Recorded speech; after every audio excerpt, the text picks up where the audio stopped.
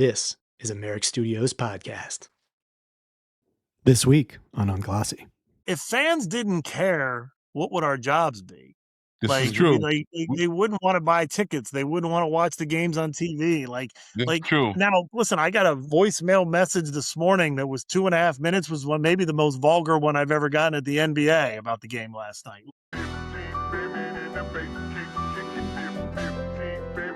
From the top. Go ahead. I'm Tom Frank. I'm Jeffrey Sledge. And I'm Bun B. Welcome to Unglossy. Real stories, unfiltered dialogue, and the voices moving culture beyond the gloss of hype and headlines. So buckle up, Unglossy starts now. All right, fellas, welcome back for another Unglossy. Yes, sir. Yeah. Yes, sir. Hey, I was thinking about something real quick before we get into this today. Okay. We got to talk about this. We've had two guests on recently, Bomani Jones, and then even more recently, Scoop Jackson on Mixed and Mastered. Yeah. And both of them hit on a very special topic that was very serious for them that I want to point out. Prince. Actually, let me say this. My guest on Mixed and Mastered yesterday was a legend in the music business, Denise Brown. She used to run, she's done many things, but one of the things she used to do is run black music for Warner Brothers. So she worked directly with Prince. Wow. Yeah, so she told a Prince story on the show. Yeah, You got a lot of Prince going on. A lot of Prince going on. Well, I'm going to have to go and listen to that episode because I love hearing Prince stories. Yeah, her story is good too. Her story is really good. We got a lot of Prince stories going on right now. Yeah, man. Yeah. Prince popping right now. And both of them very serious about their takes on Prince. Oh, yeah. Like, he didn't mess around. Yeah. They were not. They stopped the comedy and they got serious about this. They're real with it. I don't think anyone is a casual Prince fan. Prince fan? You can be a casual Michael Jackson fan, but I think Prince speaks to people in a different way, and I don't think anyone takes him less than absolutely serious. Agreed. Yeah, but if you're purple, you're purple all the way, you know? Yeah, no, you talk to somebody that's a normal, jovial type of person, then you switch to Prince, and they get very, very concerted about how they speak on him. Yes. Album cuts and all kind of shit. Don't open those can of worms at a party. Word. Well, today we got someone in the building who also takes sports and culture very seriously. He is the first guest in Unglossy history. This is a big deal. Very big deal here. To come back for a second time. Oh, yeah. Yeah, it was so good the first time, he deserved just a whole nother conversation here. Round two. We got Tim Frank is the Senior Vice President of Communications for the NBA, a role he's held as part of a 22-plus year run at the league's headquarters. Mm-hmm. Before that, he was in the front office at the Houston Rockets. Fun. We got some inside sources here, where he experienced an NBA championship in year one and 4 straight WNBA titles with the Houston Comets. He's been a front row witness and a key architect of how the NBA grew from a domestic sports league into a true global cultural force. He's sharp, he's candid, he knows where the bodies are buried, and he's one of the few people who can speak about the NBA's past, present, and future with genuine authority. He's also, in full disclosure, my cousin, which means that this conversation is going to go places that most NBA communication SVPs probably wouldn't agree to. We might have a little bit inside. So Tim Frank, welcome back to Unglossy. Good to be back. It's good to see you guys. It is nice to meet Bun. I had not had an opportunity to meet him yet, so this is fun. Yeah, no, the pleasure is mine. I was not prompted on the fact that you guys were cousins. Oh, you didn't realize that? Well, how was I supposed to just realize it and make that assumption? That's you know how many Franks point. there are in the world? That's a valid point, but our names only differ by one letter. Which is amazing. I and Tim do it, and O and Tom. It's kind of funny. So are you guys like first cousins? Are you children of brothers or sisters? No, we are first cousins. Brothers. Our dads were brothers, and the 7th and 8th of the 8-person family. So I love it. But I will say, it's funny you guys start here because I was giving Bomani hell for not realizing that Tom was my cousin.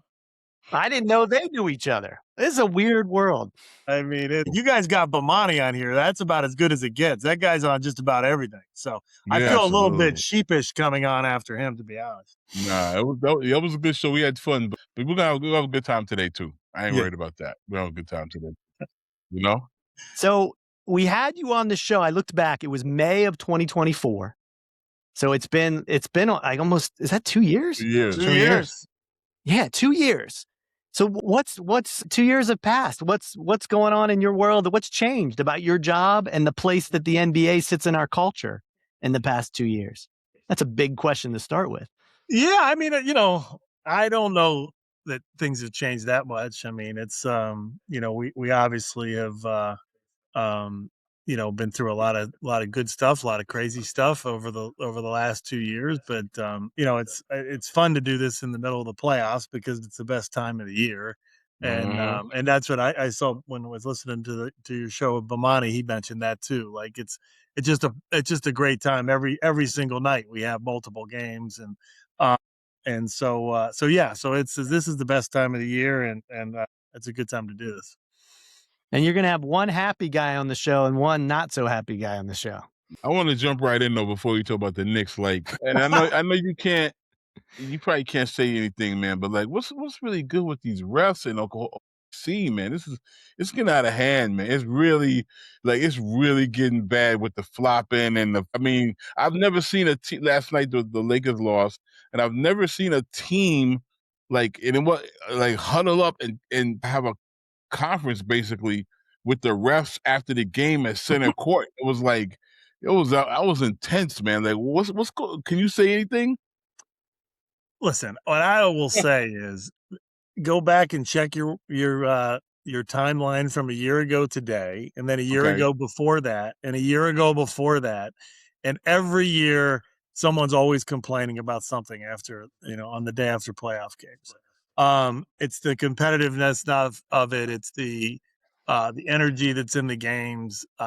It's I mean, listen, I talked to our head of officiating this morning. Like he's very happy with how the game was officiated last night. Like really, yes. But when you get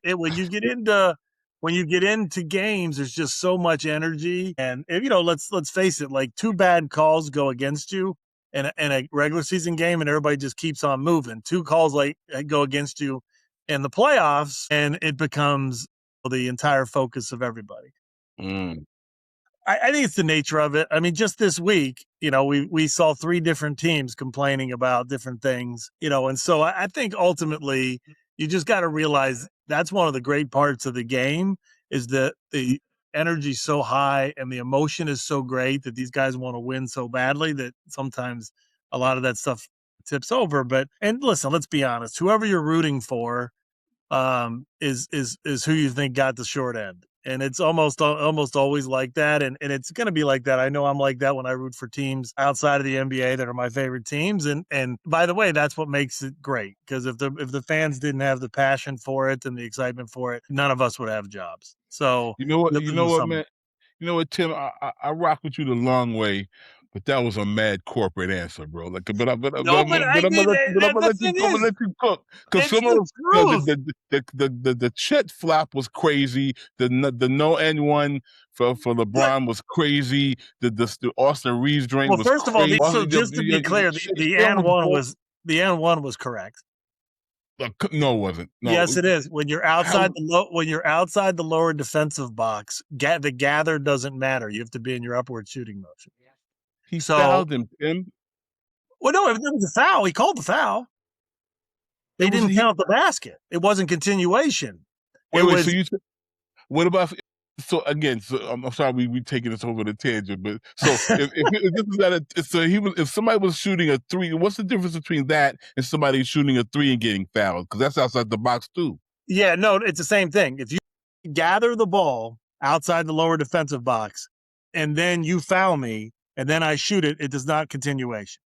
If I'm into my upward shooting motion and you foul me, then it's a continuation. Now, if I'm inside the lower defensive box, it's different. When you gather it, it's a continuation if you go right up with it. So it's now why that rule exists, I do not know the answer, but that is the rule. But at the end of the day, like it's funny to me, like people try to grab 1 or 2 plays out of a game. There's hundreds of plays in a game. I mean, like.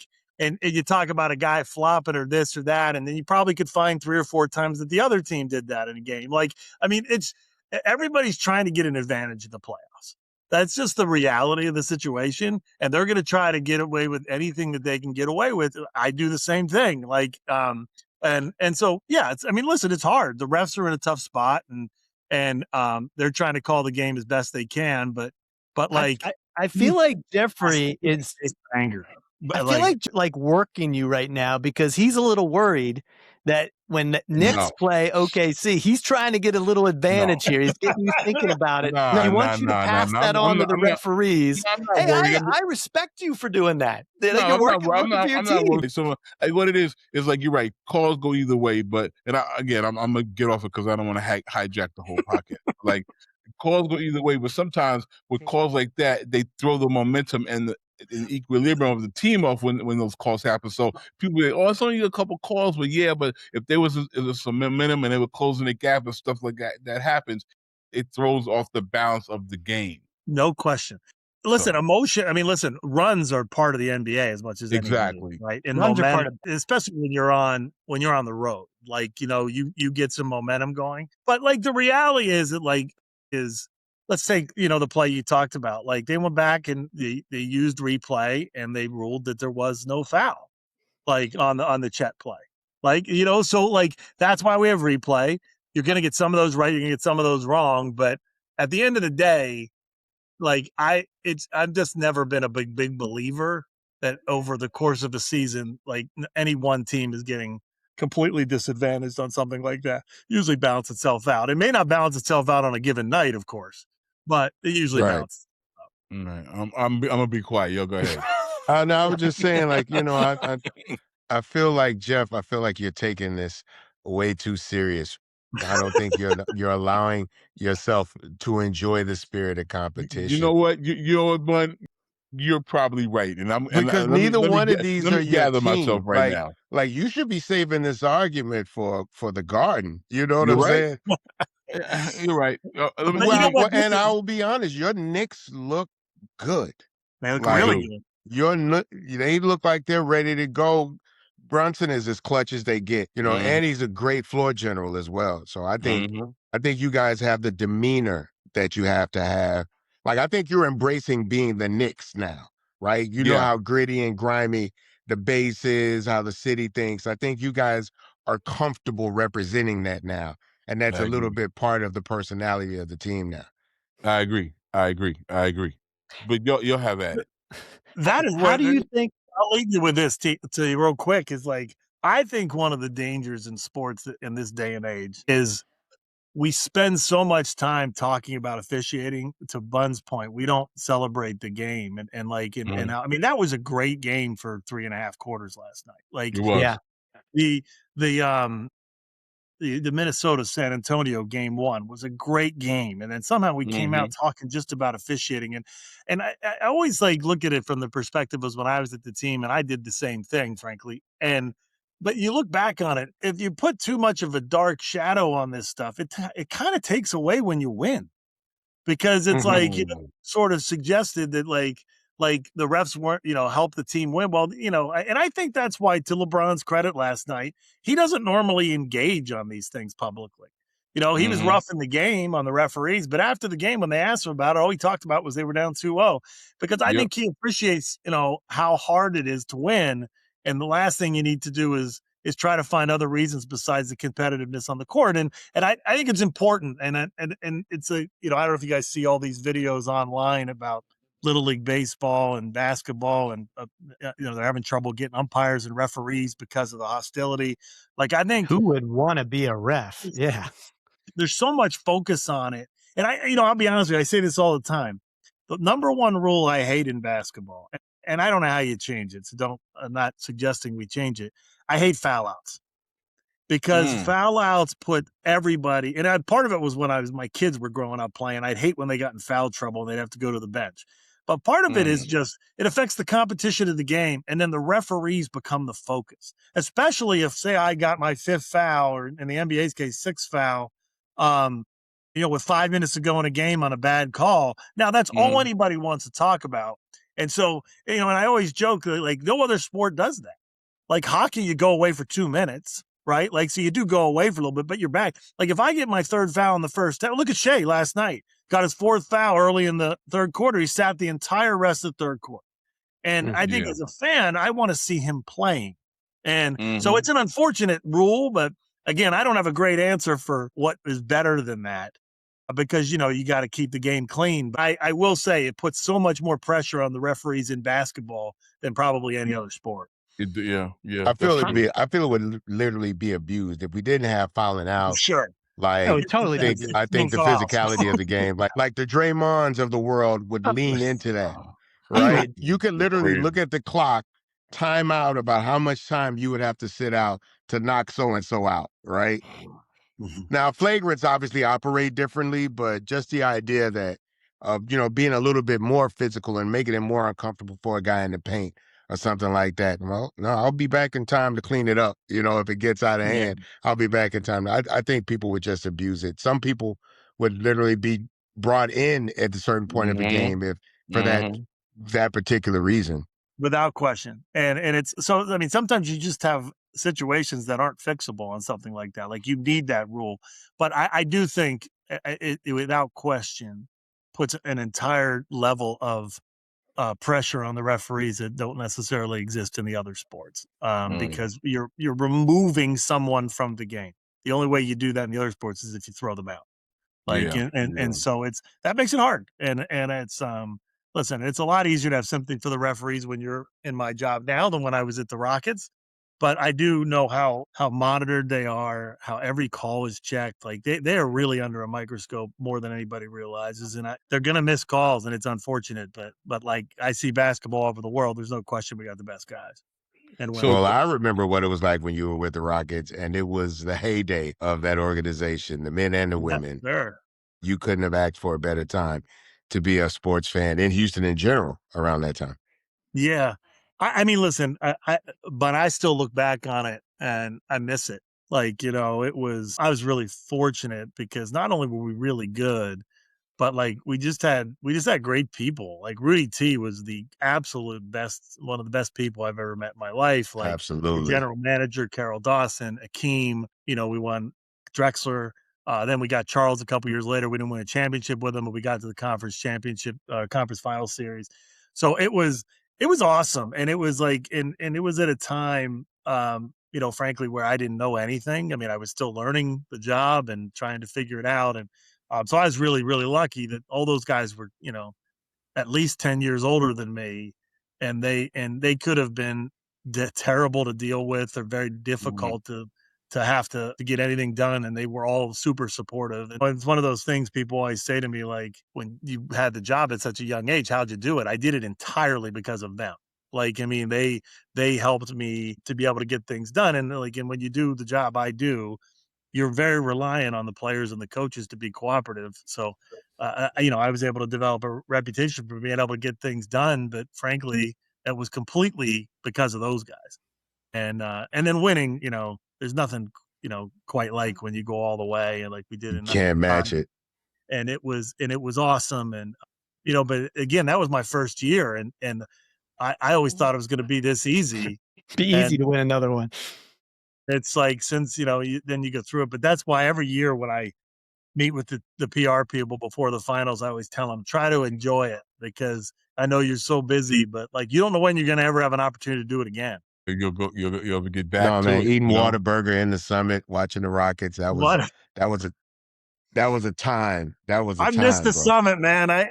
As much as the Toyota Center is beautiful and it's great, like the Summit has a special place for me. Will. For you guys who don't know, Tom and Jeff, the Summit is where the Rockets used to play, but it's now the home of Joel Osteen's church. Yeah, Lakewood, right? Oh, I didn't realize that's what it is now. Yeah, so you drive by it, it's still the physicality, the outside of it, it's all still intact. Oh, I didn't realize You know what I'm saying? Yeah. And you just look at it, just the memories, it's impossible to not remember it as it was. Yeah, it looks exactly the same from the outside. And then, when I was there, obviously Tom mentioned in the beginning is, that's when the WNBA started too, and we won the first 4 of those. That was the very start? That was you won the very first 4. We won the first 4 championships. We won the very first 4 championships, yeah. Who was on That was Cheryl, for sure. Cynthia Cooper. Oh, wow. Tina They were loaded. Yeah. We also had a player, Kim Perrott, who passed away Yeah. While being a player, an active player on the roster. Oh, wow. Yes. Yeah. So literally they won for her. They won one for her. Yeah, the headline in the championship says 3 for 10 because her number was 10, and that was our third champion. And Wow. Do you ever miss, because like right now you're with the NBA, you kind of oversee a lot of the communications. You're not necessarily one team. Do you ever miss though that competition, that like you were in it, with these guys? You wanted to win as bad as they did. Yeah, sure. I mean, it's the hardest part. It's why I've enjoyed the USA basketball experience, because I've been able to do that since 2006, and so every World Cup and Olympics, I've gone to, with the exception of the Olympics in 21, because our season was just finishing. But it was, but that scratches it a little bit, I mean, but listen, I always tell people, I talk to a bunch of kids who are trying to get in to this profession, and I always tell them, like, the most fun job is the team job. But, but the ability to, like, be able to control your own schedule a little bit is at the league. You're still busy as hell, but you just, but like, I coached my kids growing up. Like, if you're at the team, I'm traveling too much to Traveling do on.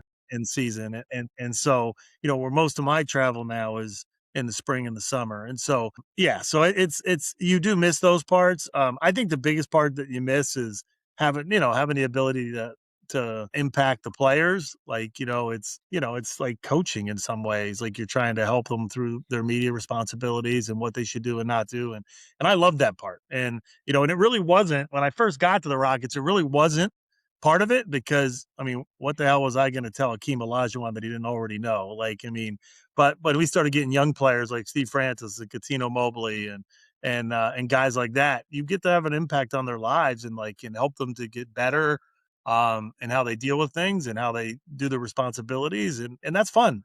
And so that's probably the biggest part that I miss, that you don't necessarily have that type of interaction at the league office quite as consistently as you do when you're at the team. I can remember a story when you were in DC for the All-Star game. I can't remember the year, but talking about not having control of your own schedule, and we were out somewhere having a good time, and I think you got a call from Steve Francis, and his shorts were too big or too small or didn't show up, and you're like, I gotta go. I'm like, what do you mean gotta go? I'm like, Steve Francis, he can go figure out his own shorts. Nope, gotta go. I'll see you. And boom, you were gone. It was his jersey. It was his uniform. Oh, was it a jersey? They sent the wrong one, and so I had to go get that figured out. And somehow the league blamed me for it at the time. I was like, dude, I don't have anything to do with the uniforms. But you know what I did from that point on? I always paid attention to the uniforms going forward, because I knew it could come my way. You still stay in touch with us, any of those guys, like Cuttino or Steve, or any of those guys? So I talk to Charles pretty regularly. Steve, whenever I see Steve or Cuttino, we obviously talk. I don't see them a whole lot. I mean, Cuttino started to do a lot of this type of stuff. Yeah, I see him. He's on some a lot of podcasts. And he and those guys are great. I mean, they were so much personality, and again, it was fun, like, sort of restarting with a young group, and but I always missed leaving them, but yeah, I see, Eldridge Rakazner, you guys probably don't remember him, but he was on our team in the mid 90s. He texts with me pretty regularly. Matt Bullard, who played on our teams. I mean, it's a good, you try to keep in touch with as many people as you can, but it's, obviously we're all over the place, so you don't necessarily get to see each other as much as you can. But I saw Steve doing an interview on a podcast recently, and he looked like he was doing good, so I was happy to see that. Good. So the podcast thing, you bring that up. How has that changed your role? So you've been with the NBA for 22 years in the headquarters. You didn't have when you first 25 in September. 25. Yeah. But you didn't have to deal with all of these players having their own podcast, being able to say anything they want out in the world. I mean, it's changed significantly. How does that impact, good, bad, neutral, how you do your job and how you continue to kind of help these players kind of figure out on a communication standpoint? It's funny you say that, because when, it all started with social media, when we started seeing it. And I have to say, I was really nervous about it, because the instantaneousness of it, like, like you had to worry. And it was amazing. Like, we've had a handful of issues in this space, but not that many. Like, I mean, our guys have educated themselves properly on how to handle these things. I always remember the first time when I really thought we had gone off the deep end was Shaq was in a road game somewhere. And he put a tweet out that said, if you meet me here at, in 15 minutes, I'll have 2 tickets for you for the game. And I thought, we have lost our minds playing with this, like this is crazy. He's just going to randomly meet people out in the middle of whatever city he was in and give them tickets. But it was so funny. It was like, it really led to so much more interactions like that. And, again, we've had our cases where we've had to find some guys here and there for doing things inappropriately. But I have to say, I've always been really impressed with how our players have understood that what they do publicly is they're always on. And so it's, I'd say the only thing that really has changed a ton for our players is probably language. Like before when they do all their interviews, they would never curse or do anything like that. They go on these podcasts and they talk like everybody talks regularly. Right. And so, but beyond that, and frankly, I don't think people of the younger generation really care, and they probably like that more. So like, I don't even think that's a negative, but that would be the only area that I think has changed significantly with how our players present themselves. They just do it on their own time. And, Draymond is a big example of that. He has his own podcast and he has guests on and all that stuff. And it's, it's really appealing to people and it's great. And listen, at the end of the day, anything that attracts people to like our players or to engage with our players is a benefit in the long run to what we're trying to do, because then they're more likely to come watch them play or watch them on television or whatever it might be. So it's ended up being, our people were pretty smart with embracing it, because I was a little bit worried about it, but we had a real strong belief that we should embrace it, and it's really worked out well. I was just gonna ask you how does the league feel about the players having these independent podcasts? Either, I guess, former players you have no control over, like Mac Barnes or Steven Jackson, whatever. But like the current players, like, is there a problem like with a Draymond or some other guys having a podcast and talking about things happening currently in the league? And how much control do you have over that? Yeah. I mean, it's just like when they do post-game interviews, like if they say something that is finable, they can be fined, otherwise we don't get involved in it really at all. Like, and because they know they have those lines, they're pretty careful about it. And sometimes they cross them and sometimes we got to deal with that.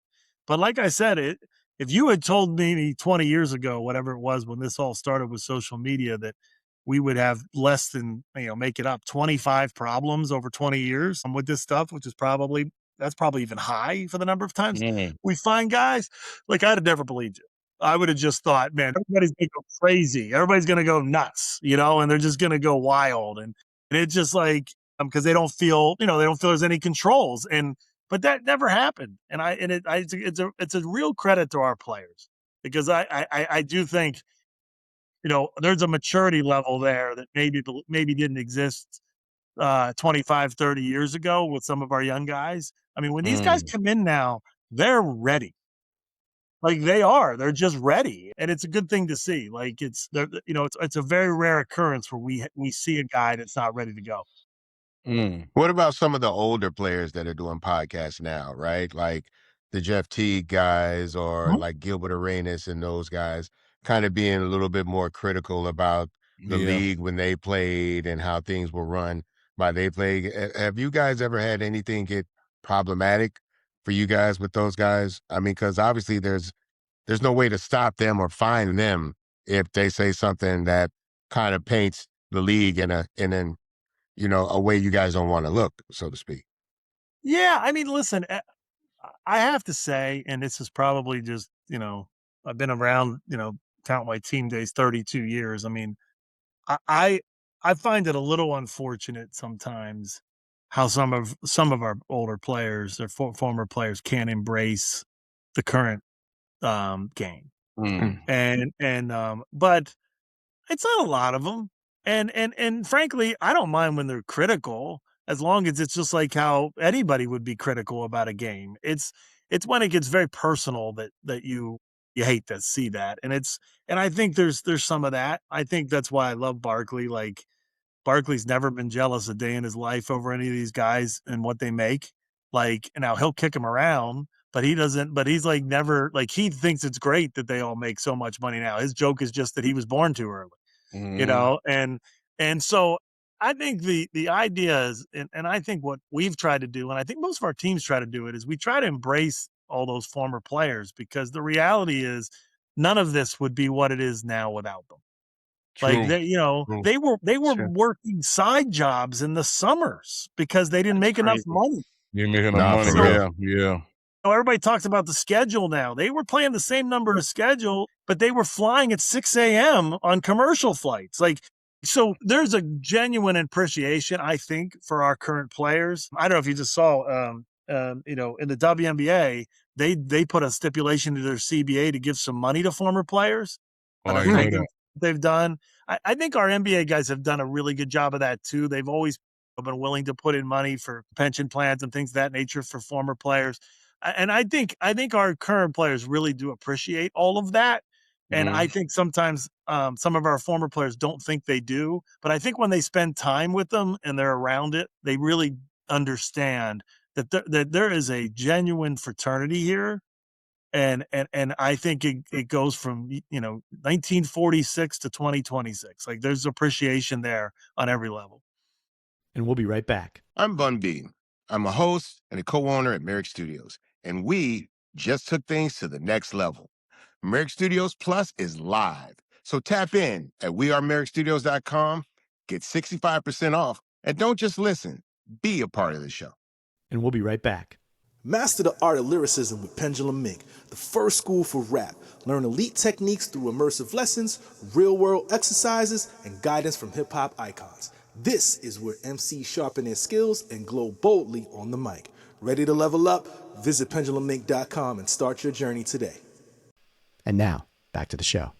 Can you talk anything about expansion? There's rumors a team maybe headed back to Seattle, Vegas, Seattle, headed to Vegas. Yeah, Can you talk about that at all? So we announced in was it March or April? It was a little over a month ago that we are in the beginning stages here of exploring expansion into Seattle and Las Vegas. So that process is ongoing. We have not put any time frame on it yet. But I think what Adam recently said was hopefully by the end of 2026 we'll have a good feel over whether we're ready to proceed with that. But yeah, that's where it stands. I mean, we're looking into it. We're targeting those two specific markets to see if they're ready to roll, and if they are, we'll have an announcement. But for now, it's just an exploratory process. Okay. But you've got to implement both of those teams in the same season, correct? It's a great question, but the answer is we don't have to.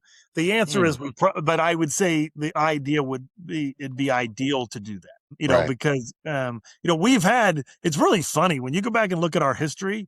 There are almost as many years that we had an odd number of teams as we had an even number of teams, and we were kind of laughing about that the other day. Like, why did we ever do that? Like that's it's a very funny thing. Yeah.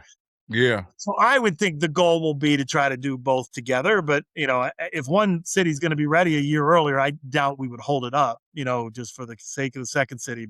But yeah, and then we'll have to figure out some pieces to that. We currently have 15 teams in the East, 15 in the West, and both those teams would be in the West. Yeah. In the West. Yeah. We'll have to figure that piece out too.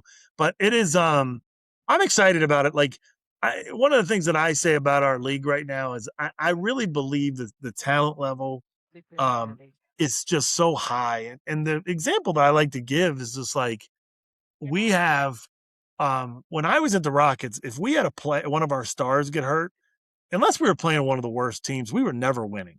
And you're seeing it now. Luka's out for the Lakers, and yet somehow they got through a first round series, and it hurts. And Anthony Edwards, they still advanced without Anthony Edwards. There's just such a level of talent now, and the 3-point shot helps with that too, because it certainly helps. But I think that it's really neat how the talent is so much of it. And I know there's some people that are worried about adding 2 teams and what that means, but I think we have enough talent to do it. One of the problems has been, some of the issues we've had with the tanking have made it appear we don't have enough talent because of what's been going on there. But I think once we can get that straightened out, you'll see that every team has a lot of good players on them. Is it even on the table? I just have to ask this because you'd be going from, 13 to possibly 15 based on where these two teams are located in the country. Is there a scenario or some sort of possibility where the league would have to move someone from Western Conference to the Eastern Conference in order to make it like a 14-14? That's what I meant. That's what I meant. Most likely. We'll likely have to do that. And how does that work? How do you choose what team you would move? It's a good question. And one purely geography, or does not have an answer yet. Okay. But again, we're not there on expansion yet, so we haven't made any of those decisions. But I think ultimately we would like some breaking news right now. Which team will be moving? Well, you remember like when they did in baseball, the Astros moved to the American League. That's right. They did. Absolutely. Houston. Yeah. Milwaukee back in the day moved from the American to the National. It's happened. We've had it. Chicago Bulls used to be in the Western Conference way back in the 70s, I think it was. Well, I didn't know that. Like it's one of those things that we'll have to sift through. But unless we're going to put Seattle and Vegas, one of them in the Eastern Conference, we're going to have a decision to make. Yeah, and then neither one of them makes sense. It's like, that would affect travel. Yeah, absolutely. People having to go, especially Seattle. Like, imagine going from like Boston all the way to Seattle to play. That's a crazy flight. Yeah. So, do you think, though, talking about expansion, talking about the global presence of the NBA, is the NBA the first that, or is it going to be the NFL that actually has a team overseas? Do you ever see that happening? It's funny. We're in the middle of working on a Europe league right now, and that would be separate from the NBA, but but the NBA would own it. And Adam and David used to talk about it too, David Stern, about the possibility of a European division. There'd have to be a lot of changes, I think, for that to happen. I think we'd have to have some type of quicker way to travel. Plane travel would have to be much faster. I just think, when we send teams over there now, and we usually give them a couple days off just to get their bearings straight again. Like the idea of having a full division, to be honest with you, if everybody's on the Northeast, having a division in Europe probably is okay, right? That's probably the same as just flying out to California or Oregon. Yeah. But I mean, but when you put the Lakers and the Blazers and the Kings and the Warriors in the same league as a team or teams in Europe, then we have a whole different circumstance. And so I don't think, do I think it's possible? Yes. Do I think it's imminent? Certainly not. And it'd probably have to be some real technological changes before that could happen. I feel like we're utilizing so much European talent in the NBA proper right now that if we did start something on their side outside of their national teams for them to participate in, that maybe that could, throw off the pipeline. I'm starting to think like if the Jokic's or people like, or the Lucas had a European option, right? But they still choose America. So I think that's something. And for the NFL's sake, to be fair, the NFL has ownership on both sides, right? The NFL has an owner that has American teams and has British teams. You know what I'm saying? So there's a bit of a window. We have some of that too. Yeah. So exactly. Yeah. But it's also a once a week game, which would make travel significantly different than multiple games a week, potentially. Multiple times a week. Yeah. Absolutely. Or the month. You know what I'm saying? If you're going back and forth like 2-3 times a month, that's a little bit, that'll throw off your clock for sure. Yeah. All right, can we switch gears to the draft now and the lottery? I want to know. Walk us through. You said you're leaving for Chicago for the lottery. How does this actually go down? Well, first of all, I can send you guys. Every year we post the drawing, and there's a room in the back in which the teams are represented. Every team, I think we have like 16 media that are going to be in it this year, and then a league office personnel. And that's where the actual drawing's done. And the reason it's done that way is because it's kind of extensive process. We put 14 balls into a bin, and then you draw 4 balls, and they're numbered 1 through 14. And whoever has that combination, there's 1,000 combinations on the wall, and they're assigned to the teams. And the bottom 3 teams have 14%. The 4th team is 12.5, I think. 5th team is 11. and you draw out these, and whoever has the combination, wins the first pick. You put them back in, you do it again, gets a second pick, it's a third pick, it's a fourth pick. And so it is not really TV friendly. Cause you could be sitting there watching on TV and they'll say, okay, 1, 9, 8, 14. What the hell does that mean to anybody, right? You got to have the sheets in front of you, which, it's 1,000 combinations. So it's not super TV friendly. But one of the things we've done over the years is just we put a lot of people in that room and they're locked in there until we unveil it. And we put media in there because we want them to see it firsthand and understand how much we go through to make sure that it is everything's done on the up and up. And the first time I ever went in it, I was at the team. And I was like everybody else, oh, how are they going to fix this? The whole thing, just joking around. And then you go in and you watch it and you kind of make fun of yourself because you're like, when they do this, the guy's on the machine. There's another person across the room with his back turned to the machine. And he times like it's every 5-10 seconds when you draw a ball. And the only way he signals the guy to draw the ball is raising his hand like this. And he's not even looking at the machine. So it's like everybody goes in there and it's awesome because so when I got to the league office, I said to my boss, I said, we gotta let media watch it. Because I watch it one time and I was like, man, they go through every way they can to make sure that is the most legitimate process ever. And we've done it since 2003 or 4. I think we've let media in. The same way? You've always done it the same way? Yeah, yeah. And is it happen literally minutes before, or what's the timing between when you walk out with the envelopes? We lock them up about an hour before. Everybody has to put their phones and computers and everything into bags, and they're left outside the room. and everybody just sits in that room. It's one of the few, it's besides the Masters, it's the only place in the world that doesn't allow phones. And so, so they do the drawing and then they stay in that room until it's announced on television. So there's no validity to an envelope possibly getting frozen when Patrick Ewing got picked. I mean, you don't have to say anything. I just want to throw that out. Well, what I would say about that is he's coming after him. He might not be back for a third episode. I was 13 years old when that happened, and at that time, so you don't know nothing about that. The reason it became such a story is because it wasn't done like that then. Everybody had the same chance. So they took envelopes and put the logo in the envelopes and they all put them into a drum. And I think it was 7 teams were in the lottery then. And then they, kind of rolled up the drum and then they took one out. So it kind of led to this idea that, I bet they could have frozen the envelope or maybe they folded a corner. And that's how, there were all kinds of reasons, which is one of the reasons that as time went on, everything had to be very, very put together on how the process worked to make it so everybody would be 100% clear that it is a genuine thing. And the thing that frustrates me is we're 20 years in to letting media in there. They write about it afterwards. We put the video of the actual drawing up afterwards, and we still have people claiming that the damn thing is fixed. And it drives you nuts because it's just we've done everything we can to make it the most ethical process that we can, but people want to believe what they want to believe.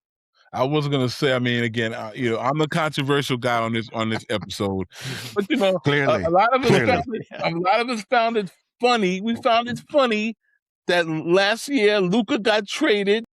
Yeah, it was very coincidental. Then all of a sudden Dallas ended up with the number 1 pick, Cooper Flag. It was an interesting coincidence. I'm gonna say that, and I'm gonna leave it at that. That's what's one of the craziest parts is someone a few years ago was so funny. They stopped doing it, but they did it for a few years in a row. I can't remember what website it was. And they did an article. And at first I was mad about it because I thought to myself, what are they doing? This is calling us all liars. And then I realized what they did was they did an article for each team on why it was fixed for them. Just to show you how every team, you could make some argument as to why it would be fixed for them. You know what I mean? And it was great for us because it proved and showed you no matter who came out of the number 1 pick that night, somebody already had developed the conspiracy theory. And it showed that everybody sort of has it, but listen, I remember sitting in the back of the room last year and Dallas came up. I started laughing. I was just like, it's just so funny, like when you see stuff like that, because you know what the reaction from Twitter is going to be. You already knew it was coming, social media, and you know it's coming. But like, well, that's why we do it the way we do it. Like, you know, like every team is represented in there.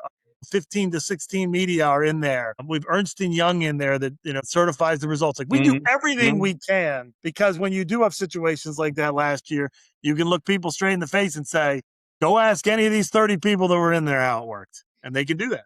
We might have to get Jeffrey in there one year so that we don't have to worry about this anymore. I need to be in there, man. I need to see what's going on. He needs to be in there. So no matter how serious you guys take the whole situation, you still got at some point still laugh at the absurdity of it, right?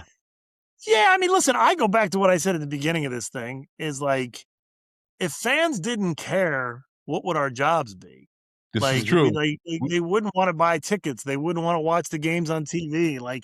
True. Now, part of that is, listen, I got a voicemail message this morning that was 2.5 minutes, was one, maybe the most vulgar one I've ever gotten at the NBA about the game last night. Like, hey. You know, so Jeffrey, you got to stop. Yeah. Tim's going to block me. He's going to block me next time. He wouldn't have even been on the show today. We lucky. Exactly. You couldn't have just waited one day? I couldn't, man. I was pissed off. So you have to understand that. And, you know, we always say fan is short for fanatic. Like, and it is, and there's going to be, and we want people to be that excited. Like, you know, I mean, Tom knows when Notre Dame got left out of the football tournament this year, I was so mad. Like I was seeing red. Like that's the way it's supposed to be. Like if we didn't have that, then it wouldn't be a very fun league. Be boring. Yeah, be boring. So no casual NBA fans, right? Well, yeah, there's plenty of those, unfortunately. But listen, this is the time of year where you hope to win some of those over, right? Like, you know, like this is the time when there's so many good games, and the competitiveness is so high that this is when you hope the casuals really embrace the league. And I think every year that happens, and every year we want to just get as many more as we can. I'm sorry, man. I got to ask another question. Uh-oh, here we go. No. I ain't tripping. I just want to know, how's it been this year with the NBA being on all the different platforms? You know, it's on Prime and I'm on glad Peacock. you brought this up. Oh, yeah, I'm so glad you brought that up, because I heard Tom ask Bomani about it, and Bomani rightfully just mocked you for it, which was good. Like, I mean, see this thing? Yeah. It takes me about 2 seconds to go to one of the apps and look. Oh, there's the games for tonight, Prime. Like, how is it hard to find the games? I don't understand it. Like, it's so hard many people to talk jump about around. I'm an impatient person. I can't do one thing at one time. I got to be able to jump from one game to the next game.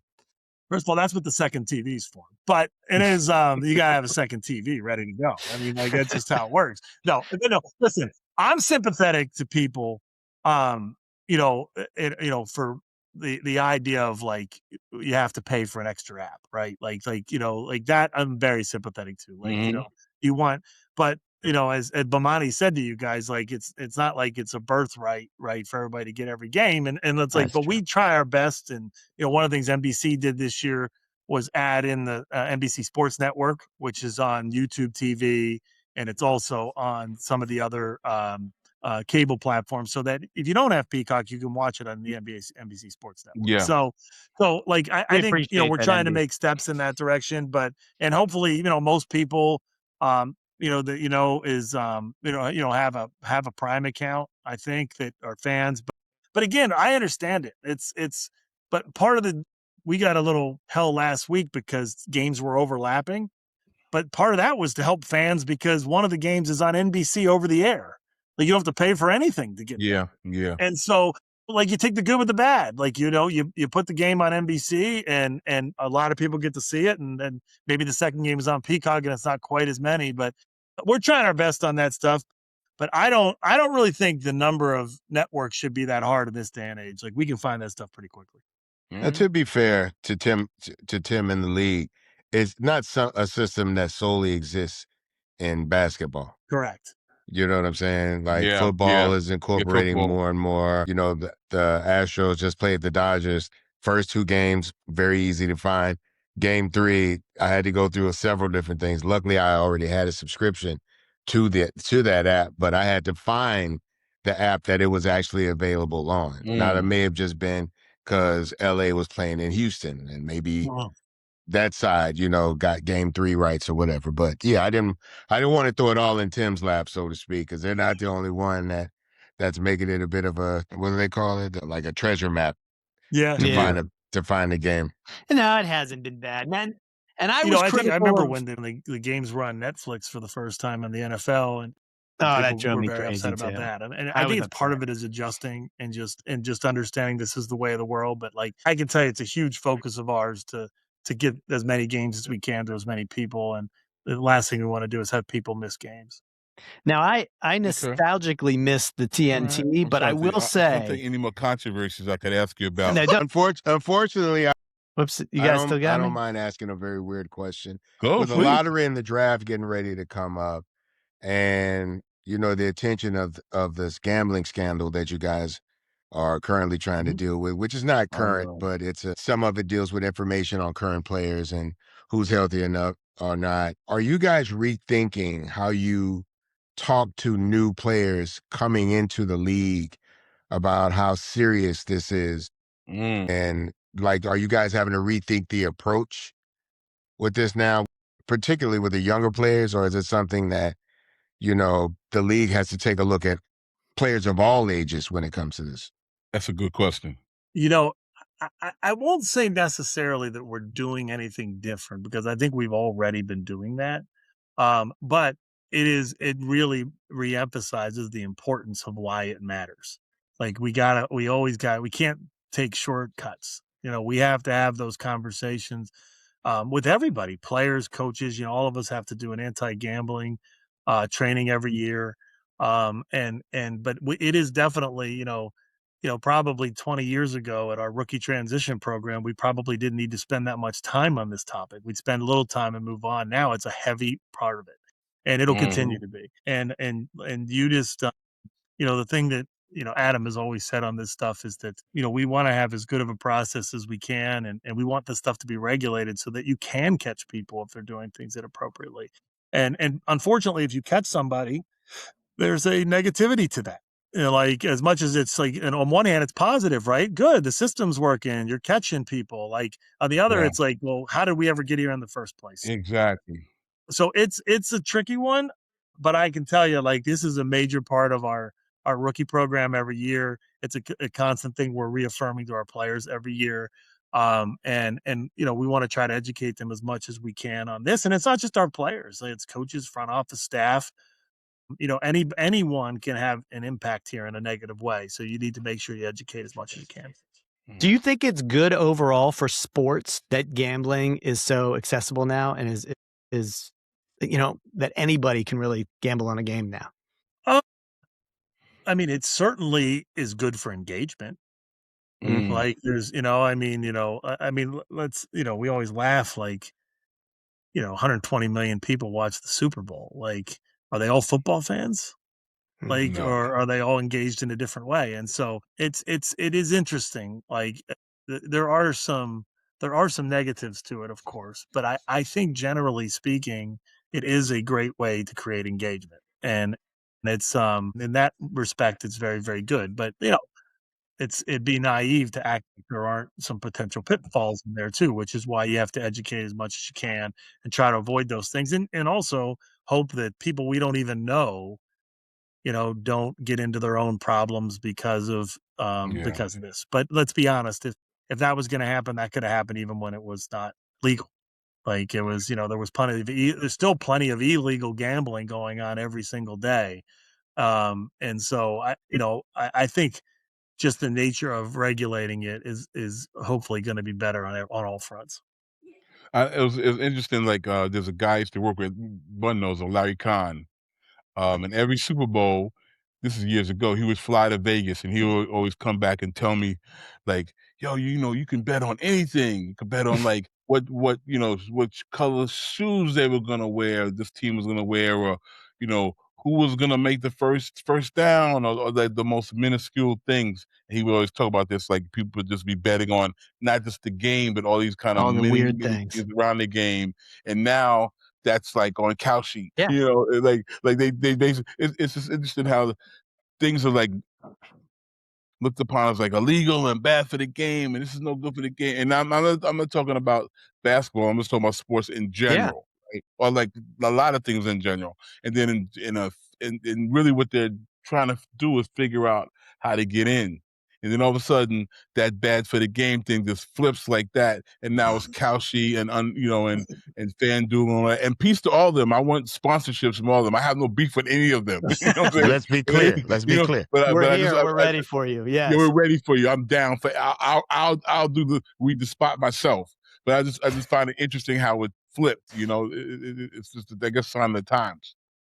So now before I end this, Jeffrey, I do want to give you the platform to ask anything you want about the Knicks, because the Knicks are looking pretty legit right now. Yeah, I don't have anything really to ask. I mean, the refs have been solid, both ways. I think we would have had some more controversy if Joel Embiid was healthy, because he tends to, flop. Mm-hmm. This is my opinion. He tends to flop sometimes, and he tends to be kind of dirty, but he's not in the best of health, so that hasn't been a factor. Is he going to be back for any of these games, or is he? It's iffy. It's really iffy. Did you? Have you seen? I don't know if that X-ray is real of what his knees look like. Oh, I saw that. That can't be real. Can it? I was like, I don't know if that's a real thing of what his knees look like, but I mean, my goodness.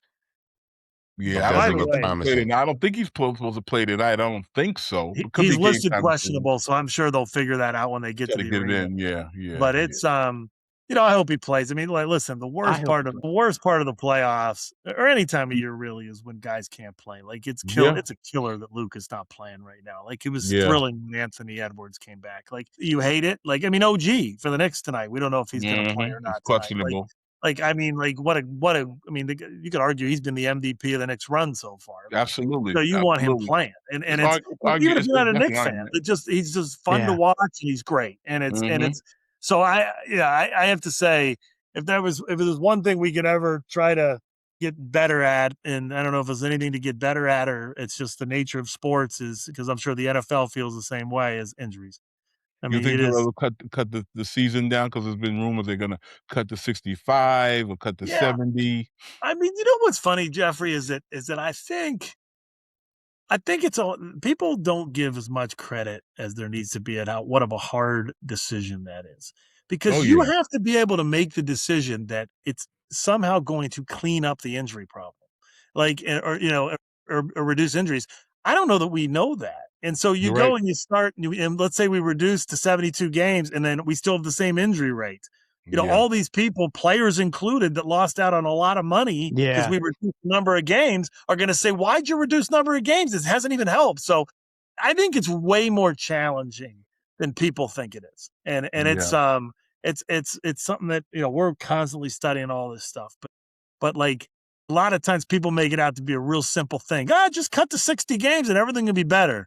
I don't know that we know that. Like, we can guess and say it's it's a possibility, and and there's some logic to it. But I think when you're making a huge financial and historical decision, frankly, let's face it, if we go to 60 games, no one's ever getting near LeBron's point record. They may not anyway. But I mean, I'm just saying, there's no chance if you go to 60 games. Yeah. And it's just like, so there's an historical implication too, that I think, or impact too, that I think that people just sometimes ignore. And so it's tough. It's one of the tougher things we deal with, but one of the things we're just trying to stay on top of is with our medical people is, what can we do better? How can we look at things differently? How can we, assess injuries in a different way? Like, all of those things. And trust me, that there's none of us that are happy when we get to this time of the year and guys aren't playing. It's also a trickle down to, like, the workers in the arenas. That's less games to work. You know what I'm saying? And that's like 12 games is a lot of money. For restaurants in the area, park. I mean, there's everything. It would affect a lot of things. Everything. Vendors. It's a lot to go. Vendors. The vendors. I have a hamburger company. That's right. And we sell burgers in NRG Stadium, which is primarily used for football games. But I've got a relationship with the Fertittas, and I'd love to be in that building. You know what I'm saying? So, but I can understand from a vendor standpoint, losing 10% to 12% of your yearly income. That will throw you off on any level. Wow. Yeah. Yeah. Well, I want to wrap this up with this question for you. As you kind of look ahead with the NBA and your career, and the league keeps, expanding, keeps growing better. What is something that worries you, and one thing that really excites you about the future? That's good questions, actually. I mean, I think by nature we worry about everything, but what worries me is, I think the most is player health. Like, I mean, how do we, what can be done differently, whether it's before players get to us, whether it's training techniques, whether it's, the expectation on how many games guys play, all that stuff worries you because, when your players aren't playing, your best players, it just hurts the product in so many ways. And so I'd say that's the thing that worries me the most. The thing that excites me the most is I think expansion. It's been a long time since we've had a team. I go back and you'll remember like the Houston-Seattle rivalry used to be a real big deal. Rockets and Sonics. It was. And I think that's an incredible market. So if we end up going back to there, I'll be really excited about that. And then Vegas has been great for a couple of teams in the other leagues, and they're going to add baseball here soon. And so so I think there's a lot of really fun stuff that could come out of that. That's exciting to me. I mean, I think anytime you do something a little bit new or different, like it's like some people like or dislike the NBA Cup, but I loved it because it gave us something different to look at and to enjoy and to put something exciting in the middle of December and November. And so I was excited about that, and it's proven to be that. Now, is it the NBA championship? Of course it's not. But it's still a fun thing, and it's been fun to watch the three teams that have won so far, including your Knicks, Jeffrey, like that were really, really excited about it. Like it was fun and it was something cool to see. And so the more unique things we do, the more we can add to the league. I think those are the types of things that I think make you excited. So guys, Tim can't answer this question, and this will likely come out right after this happens. But if you had to put your money down right now, who gets the number one pick, which gets pulled this Sunday? Well, it'll be the Sunday that follows us, but I want it on the record. Wow. Who are you predicting gets the number one pick in the NBA draft? That'll be pulled on Sunday, Mother's Day. You know what I'm going to say? I'm just going to keep on my controversy. Oklahoma City. That's the one team I was hoping you would not say. They got a bunch of number one first round draft picks and stash. They do. I knew he was going there. I knew he was going to go there. It's predictable as anything. Bun, who you got? It's a good question. I don't know, man. I'd hate to see the Mavs get it. I could tell you that. I would definitely hate to see them get any better. You know what I'm saying? Because they'll start with a healthy Kyrie and then some. A healthy Kyrie and a healthy Anthony Davis will start your year off well. And Cooper Flag. And Flag, yeah. Yeah, don't forget him. So, yeah, that's the one team I can't afford to get another number one pick for sure. And I got to go with my Washington Wizards. We are due. And here's the thing. Here's what I like about this. We got John Wall representing the Wizards, who was a number one pick. I think he was the last time they had the number one pick. Okay. Maybe they're representing them in the draft, not on the. No, representing them at the draft. Representing them at the draft. Yeah, I think so. Yeah. Tim, thank you. You delivered as a two-time guest. We appreciate it. As long as Jeffrey's here, I'll come on anytime. I mean, he likes to keep me on my toes. Just I got don't another accept any phone calls. I wait for the offline. It's great to meet you, Bun. Tim, the pleasure was mine, man. Really good talking to you. Love the insight. Yeah. All right, folks. Have a good Until one, next time, leave us your comment or questions for the show on Instagram at Unglossy Pod or YouTube at Merrick Studios. Check out Merrick Studios Plus for early access and live recordings, and please spread the word, listeners. I'm Tom Frank. I'm Jeffrey Sledge. And I'm Bun B. Unglossy is produced and distributed by Merrick Studios.